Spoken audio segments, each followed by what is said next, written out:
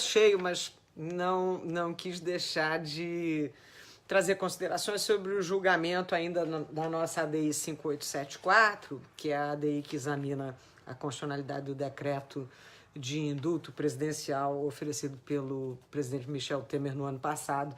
O julgamento ainda não acabou, estão na interrupção da sessão, mas eu queria tecer considerações sobre os três votos, na verdade, que já se somaram, que são os votos do ministro Fachin, Rosa Weber e Ricardo Lewandowski. Hoje um pouquinho já mais desapaixonada, ontem eu estava mais decepcionada.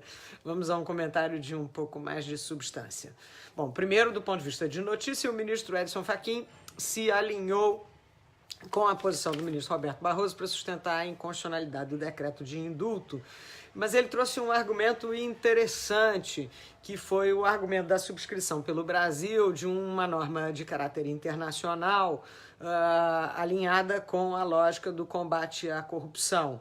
Então, dizia o ministro Fachin que esta nossa adesão a essa convenção internacional geraria, ainda que no exercício do indulto, onde se tem, sem sombra de dúvida, uma margem de juízo discricionário para o chefe do Poder Executivo, mas geraria, nesta hipótese, deveres especiais de justificação e exigiria uma procedimentalização mais complexa, o que efetivamente não se verificou na deliberação do ex-presidente Michel Temer. E o ministro Fachin se alinhou com uma posição teórica que me parece a mais adequada, que é a de entender que o texto constitucional da Carta de 88 não confere a nenhum poder, nem ao Legislativo, nem ao Judiciário, nem ao Executivo, uma possibilidade de exercício discricionário pleno, absolutamente livre e insuscetível de qualquer restrição. A Constituição de 88, até por conta dos seus compromissos finalísticos, estabelece de início algum nível de constrição ao exercício de qualquer poder, no que parece se incluir, sem sombra de dúvida, o exercício do indulto. Os votos da ministra Rosa Weber e do ministro Lewandowski se posicionaram acompanhando a divergência do ministro Alexandre Moraes, considerando que o exercício é discricionário puro. A ministra Rosa Weber chegou a usar uma expressão liberdade decisória política. A minha crítica em relação ao voto a essa corrente, que já formou a maioria, certamente, né? Lembrem-se que no vídeo de ontem eu já dizia que alinhados com ela estão inequivocamente o ministro Celso de Mello, o ministro Gilmar Mendes, que ainda não votou, né? O ministro Dias Toffoli já deu indicativos também nesse sentido, até o ministro Marco Aurélio. Bom, minha crítica em relação a essa posição da maioria que, ao que tudo indica, já se formou. Eles estão dialogando eminentemente com textos históricos sobre a figura do indulto. Então tem muita referência aos artigos federalistas. Há um texto do Hamilton sobre isto. Há posições bem antigas nessa matéria. E fato é que, com isso, eles não estão tendo em conta um desenho de limite de poder que é próprio da Constituição de 88. Então, você usar Hamilton para, a partir dele, dizer que a separação de poderes da Constituição de 88 reconhece para o chefe do Poder Executivo um exercício de discricionariedade plena, me parece um equívoco, né, para ficar numa versão boa da leitura.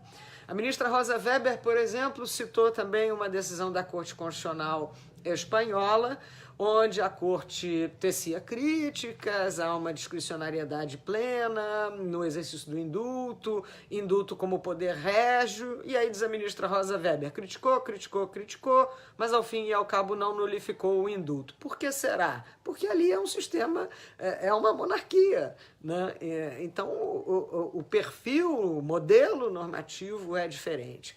Então, vejo com muita apreensão e vejo como um retrocesso o Supremo Tribunal Federal, nesta matéria, dizer que existe ainda, em relação ao Poder Executivo, a possibilidade do exercício de discricionariedade plena, sem nenhum crivo decorrente de balizamento constitucional. Na sessão passada, o ministro Fachin mesmo apontou, com a elegância que lhe é peculiar, a incoerência dessa posição quando ele disse, bom, se existem escolhas que são sujeitas à discricionariedade plena do Executivo e nestas o Supremo Tribunal Federal não pode exercer nenhum controle, talvez nisso se encarte a escolha de ministros de Estado. Né? E isto gerou um certo silêncio constrangido no tribunal, porque o tribunal já mais de uma vez impugnou o exercício de juízo discricionário do chefe do Poder Executivo, este, inclusive, na escolha de ministros de Estado. Bom, mas como eu disse a vocês, parece que esta é a posição que vai prevalecer, então a gente um pouco que ressuscita a ideia ou a tese de que existam nichos de discricionariedade plena a serem exercidos pelo Poder Executivo e insuscetíveis de controle pelo Poder Judiciário. Né?